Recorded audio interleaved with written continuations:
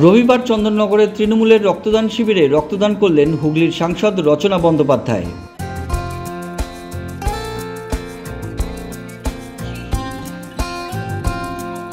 সাংসদকে সংবর্ধনা দেওয়া হয় মঞ্চে।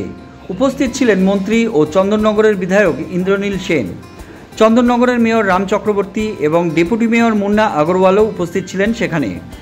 রচনা বন্দ্যোপাধ্যায় বক্তব্য রাখতে গিয়ে বলেন, এ ধরনের রক্তদান শিবিরের আয়োজন করা হয়েছে, এটা ভীষণই ভালো প্রয়াস। চন্দননগরের জন্য সবসময় আমি কিছু করতে মুখিয়ে আছি।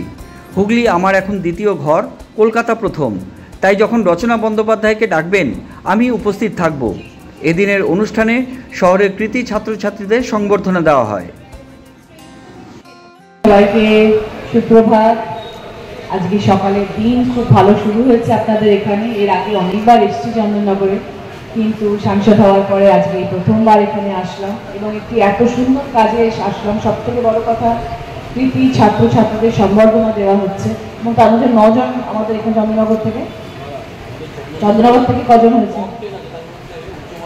হ্যাঁ, সেটাই বলছি, 9 জন মেয়েরা এগিয়ে রয়েছে।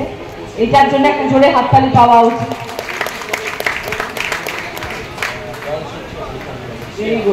যে স্নেহা যে প্রথম হয়েছে, সে আমাদের চন্দননগরের থেকে বিলং করে, সেই জন্য স্নেহার জন্য আমার অনেক শুভেচ্ছা, অনেক অনেক ভালোবাসা। এবং আমি আপনাদের কাছে আজকে এখানে আসতে পেরেছি রক্তদান শিবিরে, সেই জন্য আমি ভীষণ খুশি এবং গর্ব অনুভব করছি।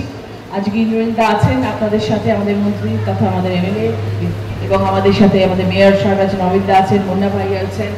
এখন আমি আপনাদের কাছে রয়েছি। সবাই মিলে আমরা সব সময় এটাই আপনাদের কাছে বলে যাচ্ছি যে সুন্দর চন্দননগর উপহার দেবো আপনাদের সবাইকে। আপনাদের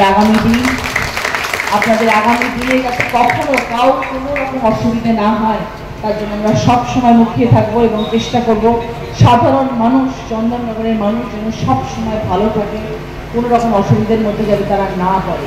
যদি পরেও কখনো, আমরা সবাই আছি তাদের পাশে এবং তাদের জন্য যা যা করার দরকার সেগুলো আমরা সবসময় করবো। এরকম রক্তদান শিবিরটা আয়োজন করা হয়েছে, ভীষণ ভালো একটি প্রয়াস। এরকম হওয়া দরকার, কারণ আমরা জানি যে একটা মানুষ অসুস্থ হলে আজকের দিনে ব্লাড পাওয়া যে কি অসম্ভব অসুবিধার একটা ব্যাপার, সেটা আমরা কলকাতায় থেকে আমরা বুঝতে পারি। আমার নিজের কাছের লোকেদের দেখে আমি বুঝতে পারি, যারা রাত দৌড়াতে থাকে গাড়ি নিয়ে, কিন্তু ব্লাড পাওয়া যায় না। যতই সোর্স থাকুক না কেন, যতই চেনা পরিচিত থাকুক না কেন, কিন্তু ব্লাড পাওয়া যায় না। তো সেই জন্য এরকম ধরনের রক্তদান শিবিরে আয়োজন করা ভীষণ প্রয়োজন, সাধারণ মানুষের পাশে দাঁড়ানোর জন্য ভীষণ প্রয়োজন। আজকে আমি আপনাদের এখানে আসতে পেরে ভীষণ খুশি হয়েছি এবং আগামী দিনেও যখন প্রয়োজন মনে হবে, যখন মনে হবে যে রচনা দিকে দরকার, আমি সবসময় আসতে প্রস্তুত, আপনাদের পাশে আপনাদের সাথে থাকবো। হুগলি এখন আমার দ্বিতীয় ঘর। প্রথম ঘর কলকাতা হলে দ্বিতীয় আমার ঘর হচ্ছে হুগলি। তাই আপনাদের পাশে থাকাটা আমার দায়িত্ব এবং আমার কর্তব্যের মধ্যে পড়ে। ভালো লাগলো আপনাদের সকলের সামনে এসে। ধন্যবাদ আপনাদের সবাইকে এবং আগামী দিনে আবার আপনাদের সকলের সাথে দেখা হবে। ধন্যবাদ সবাইকে।